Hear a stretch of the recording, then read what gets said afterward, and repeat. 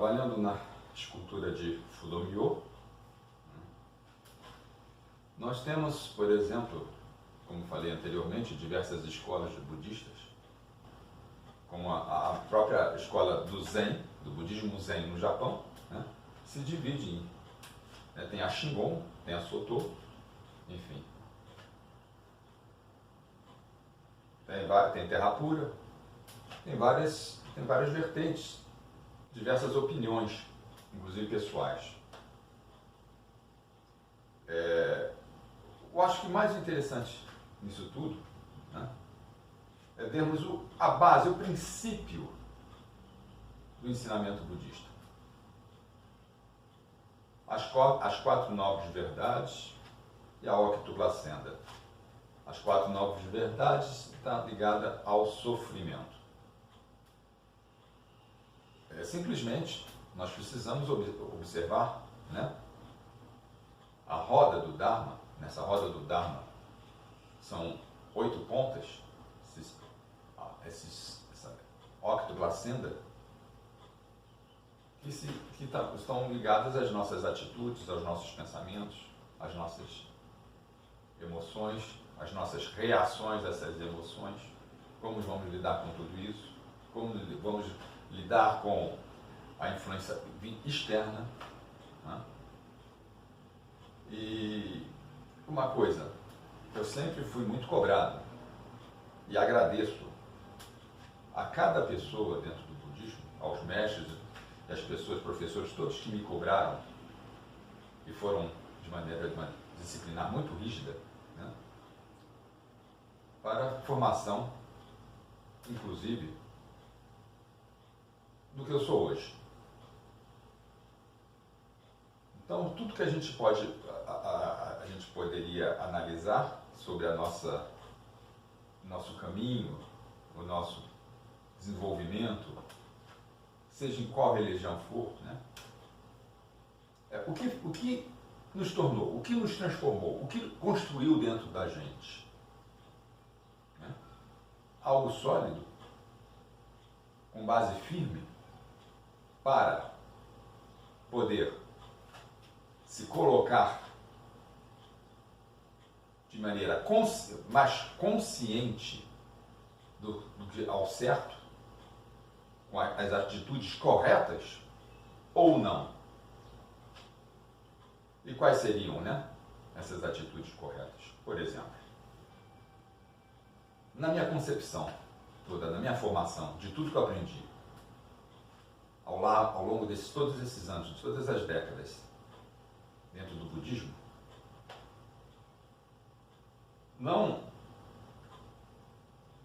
jamais seria compatível da minha percepção com ideias em que pudessem jogar, né, colocar o budismo e a utilização do manto de Buda para defender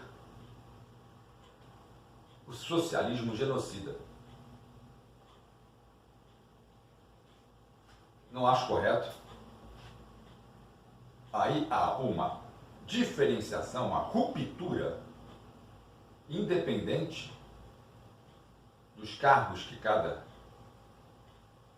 budista tenha dentro de determinada escola, mas quando se defende algo que só vai aumentar o sofrimento, aumentar a miséria e colaborar com a decadência cultural, com a estabilidade de uma nação e de inúmeras famílias, milhares, talvez até a gente coloque assim, milhões de famílias envolvidas nisso.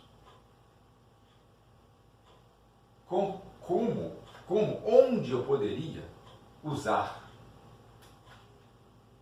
né,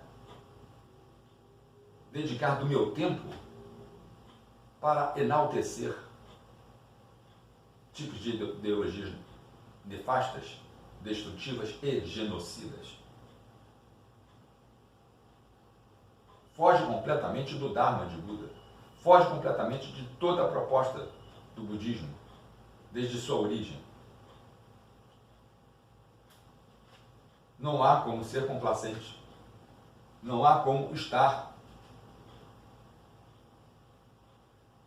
Não há como aceitar esse tipo de posicionamento.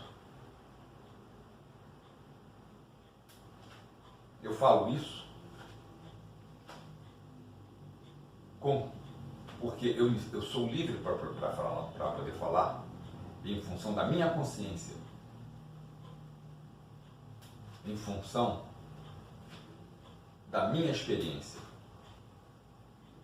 E eu passei por muitas experiências, não por livros, claro que eu li muito, claro que eu li sobre o budismo, mas por experiências, dentro da prática, dentro das comunidades budistas. E o aprendizado é duro, principalmente o aprendizado monástico. Mesmo no início, quando eu praticava artes marciais com um professor da escola Shingon, era muita cobrança. Era muita cobrança. Às vezes você estava fazendo o movimento correto, todo o exercício correto, e você levava uma bronca. Uma bronca dura. Palavras ríspidas, duras, na frente de todos os colegas. E aquilo, depois eu vim a compreender que aquilo tinha um significado. Tinha um significado. Mesma coisa, você está aprendendo dentro de um ritual budista, você está atento àquele ritual, tentando não errar, nenhuma falha, tudo tentando ser o mais perfeito possível. Só que você tem, né? Você tem momentos ali que são tantos detalhes, são tantos posicionamentos que você tem que ter dentro da atenção do sino, dentro da atenção do momento em que se coloca o incenso, o momento certo que você vai e entrega o incenso, a posição que você anda, a posição que você se locomove dentro da sala de Buda. Todos esses elementos, você erra uma coisinha ou outra, você recebe uma bronca, uma cobrança firme. E isso tem um significado, isso tem um sentido. Isso te coloca numa posição com você mesmo que você passa a ter um senso maior de autocrítica e você procura mais perfeição, tenta ser mais, o que é até mesmo complicado, né? A perfeição é uma coisa muito relativa, mas você busca aquilo, você se empenha naquilo.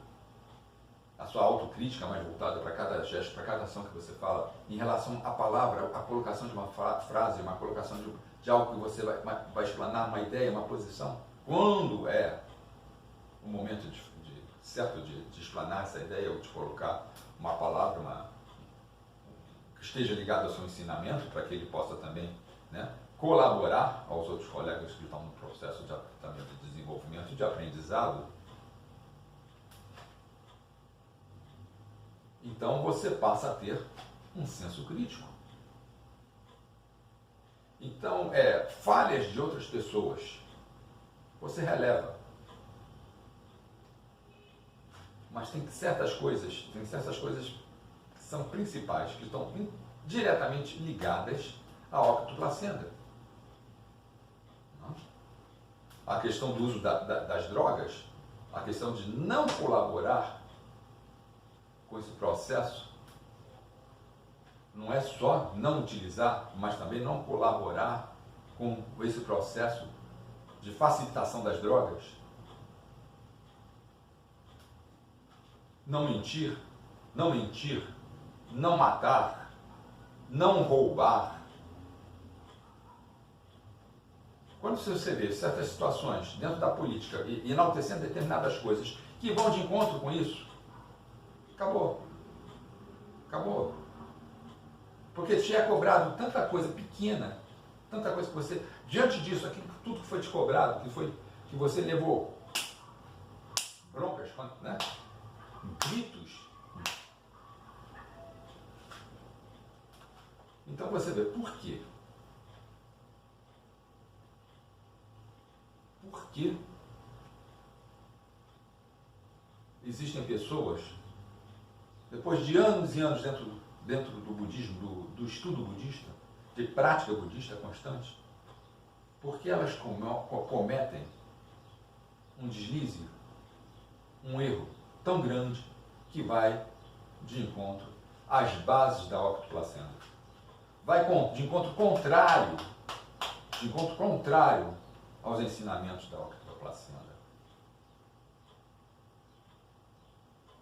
O que eu quero dizer também, deixar assim posicionado, não só para o budismo, eu sou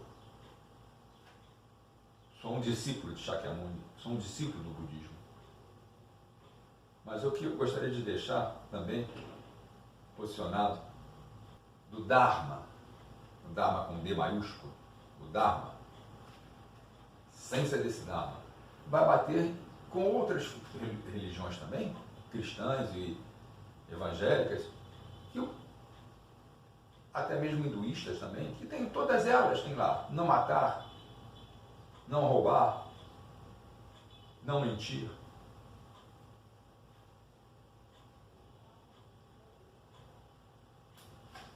Religião, o significado da palavra religião é religar. Essa religação com o plano divino superior, a sua natureza iluminada, sua natureza superior divina, como pode chamar, qualquer nome que você possa, nós falamos da nossa natureza iluminada, essa conexão maior para o despertar. Esse é o sentido da palavra religião. Como Dalai Lama colocou ao perguntarem qual é a melhor religião, ele falou, é aquela religião que torne você um ser humano melhor. O sentido é esse. Nós temos que dar valor, nós temos que enaltecer tudo aquilo que possa tornar o ser humano melhor, que possa favorecer o crescimento da humanidade como um todo. E não enaltecer o que vai levar ao contrário, ao aniquilamento, à decadência, assassinatos.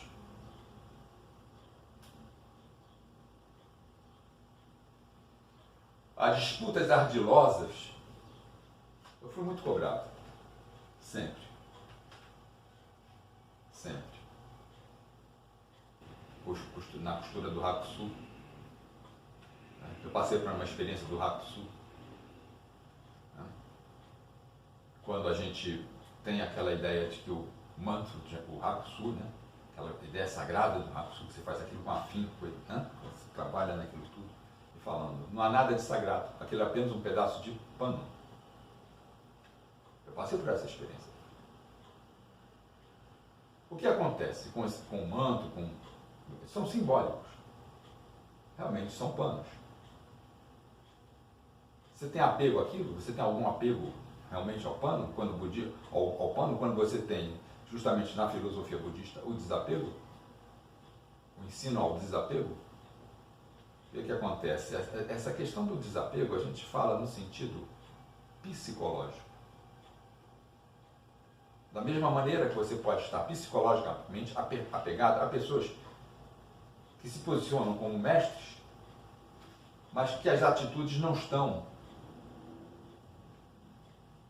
sendo coerentes. Na própria escola Soto, Heidogen teve uma decepção muito grande com o mestre dele, com um mestre que estava sendo, com o qual ele estava sendo acompanhado. Justamente quando esse mestre tem um envolvimento com a política, que busca os favores de determinados políticos e coloca de lado, esquece completamente a base, a estrutura dos ensinamentos. É algo que, como assim? Faça o que eu digo, mas não faça o que eu faço. Heidogen tem essa passagem. Há um filme sobre a vida de Dogen que mostra isso, claramente. Então, tudo isso te coloca ao quê?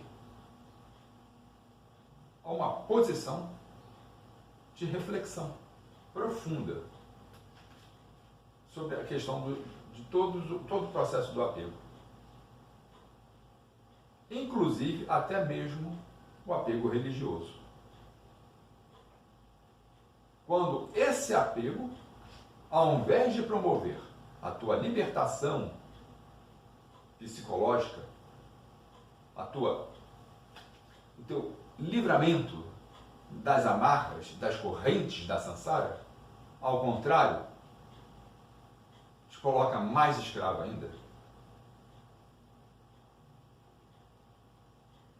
Não é esse propósito. Ele não faz sentido.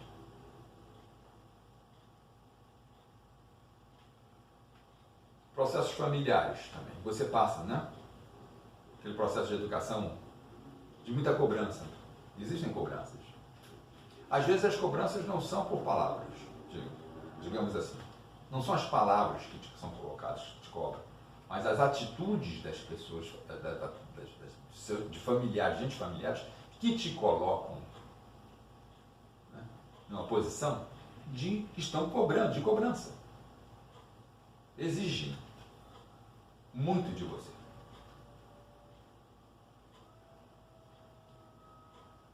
Quando você está nesse processo, né, esse processo até certo ponto também ele é conflituoso. Ele cria uma situação angustiante. Quando você está nesse processo e você está você está buscando soluções para a melhor resolução possível, quando isso acaba, porque tudo tem o seu momento, tudo tem a sua duração, nada é eterno, né? O universo está em constante mutação e mudança, né? Esse também é um princípio básico do budismo, né? A transmutação, a transformação constante de tudo à sua volta. O momento que agora passou, pronto, acabou, não existe mais. Né? O momento presente aqui, o que passou, acabou, o futuro. Mas a gente vê que tudo aquilo que a gente passou, todo aquele passado, colaborou para o que somos hoje. Como lidamos? Como foi que foi a nossa posição diante disso? As nossas ações, nossas atitudes. Depois que todo o processo passa, aí há um alívio. Aí você, poxa, no final você até agradece, poxa, aquilo formou o meu caráter. Toda aquela situação pela qual, todas as situações pelas quais fizeram parte do meu caminho, colaboraram. Se hoje eu tenho uma consciência mais ampla, mais aberta, todo esse processo colaborou. Não há ressentimentos. Há agradecimentos. Mas só que determinadas situações eu não vou compactuar. Não faço parte. Não vou entrar num processo que vai elaborar karma. Que vai criar karma negativo. Que vai ser um desvio do Dharma. Todo esse processo qual essas experiências que são passadas, que são, né, te abrem uma percepção muito maior, mais ampla, para você perceber o que te desvia do Dharma e o que te coloca dentro do Dharma.